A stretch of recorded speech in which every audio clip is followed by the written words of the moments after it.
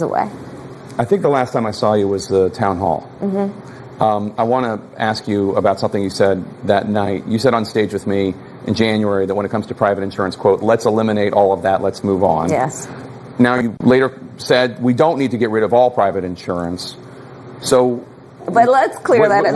Which is it exactly? We were together. Yes. And you'll remember and roll the tape, please. Yeah, we can roll the tape. Well, you support the Bernie Sanders bill, which essentially gets rid of insurance. I support Medicare for all, but I really do need to clear up what happened on that stage. Okay. It was in the context of saying, let's get rid of all the bureaucracy. Let's get all of the ways. Oh, not the insurance companies. No, that's not what I meant. I know it was interpreted that way. If you watch the tape, I think you'll see that there are obviously many interpretations of what I said. What I meant is let's get rid of the bureaucracy. As it relates to Medicare, but the bill gets rid of insurance. But no. It does not get rid of insurance. It does not get rid of insurance. And listen, and let me just tell you where I am. Let's tell you where I am. All right. I support Medicare for all.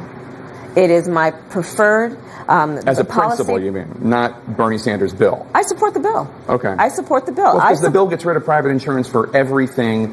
It doesn't get rid of supplemental insurance. Right, for cosmetic surgery, but for all... So it doesn't get rid of all insurance. Okay, it doesn't get rid of all insurance, but for all essential health care benefits. But why? Ask the question why.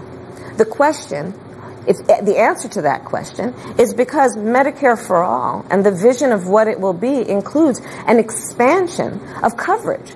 So Medicare for all will include vision, it'll include dental, it'll include hearing aids. There are a lot of members of unions, for example, who like their private insurance and the plans that have been negotiated on their behalf and don't want that replaced. Well, listen, let me just tell you something. I completely agree with those members of organized labor who have negotiated for plans and have in those negotiation processes often given up what could have been higher wages in exchange for a higher coverage for health care. And we have to address that. It's a legitimate concern which must be addressed. The bill also says, quote, every individual who is a resident of the United States is entitled to benefits for health care services under this act. Not every individual who's a citizen, but every individual who's a resident.